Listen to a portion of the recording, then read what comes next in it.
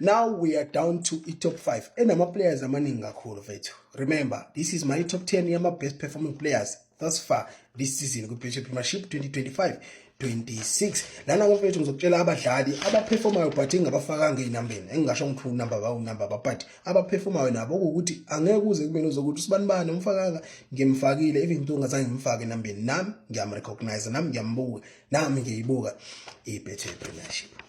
Kulabo badlali ngiphathele uKwinika from iKaizer Chiefs uyisiqongqwane emumva uthe mpo umile akudluli lutho bese kuba usibisi from iOrlando Pirates ibhodlela. I'm wondering why abantu abaningi beyibuza ukuthi ufunani esquadini. Ngobafethu siyambuka kahle usibisi libantu lokhetho litho manje siyambuka uyisiqongqwane naye akudluli lutho. Makudlula ibhola indoda izosala, rest assured. Makudlula indoda ibhola lalela lisele khuleka ugcwale ubhavu. You understand? We have Umdawu Ivuruvayi iVIP yani sijiva nabantu Sipho from iOrlando Pirates uBradley Cropper even though naye sethe ukudropa kancane in terms of form uzokhumbula ke nesikhukhune sisonke sidrophile udinga team as a team player. We have uThabiso Lebito from iOrlando Pirates naye futhi uyisiqongqwane lapha ku right back kwiOrlando Pirates. Asiqale ne top 5 ebizivumelane ngayo. Ngitheka ku top 5 kuno Brandon Peterson from iKaizer Chiefs kanye noKeletso Magalo. UMagalo ake mfethu uyaperforma umnandi ingakho ekubafana bafana even though bedrophile bonke ke eteamini badrophile angiunderstand usikwenzakaleni lapha ku Eric Tinkler but ke we have uPeterson on the other side onama clean sheets ayi7 even though singeze samncoma yedwa ngama clean sheets akhe but uvokhali kamnandi emuva futhi uyistopper esemnandi kakhulu because bakhona oInasho Miguel oMcCarthy oKwinika nabo bayamlekelela in terms of ukugcina ama clean sheet amaningi. So for me kulist yami uhlezi the ngcembe number 5. At number 4 ayike kuyaqala kuyashuba yabo iphekwa ngumhluzi wenyeke labafana bakithi ithi iphuma kube ngene enye ngephekwa ngumhluzi wayo ngani ngoba khona uTsepang Muremi from iOrlando Pirates umdu odai from iKaizer Chiefs bese kuba useluleko Mahlamvu from iTS Galaxy. Bafethu I'm urging you to watch iBetway Premiership yabo.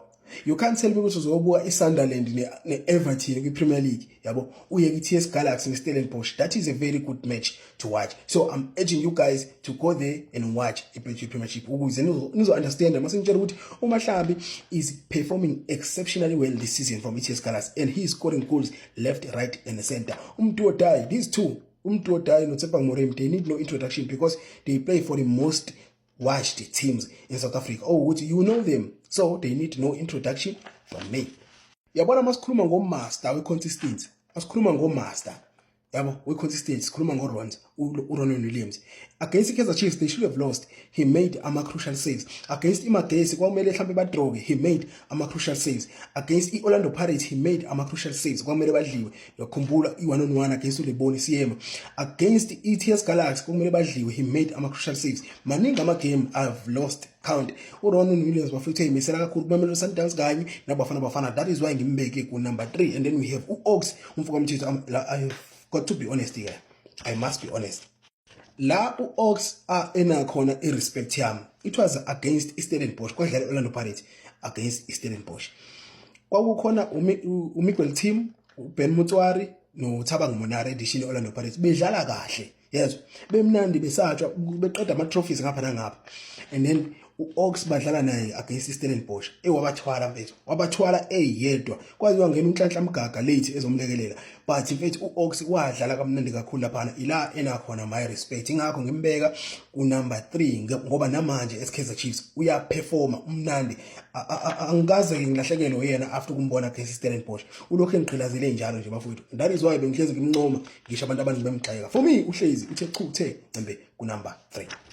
And then it's number 2 nginomrembula Tebogo Mkwena ubambisene noSquish uSiyanda umfowandlo from iGolden Arrows.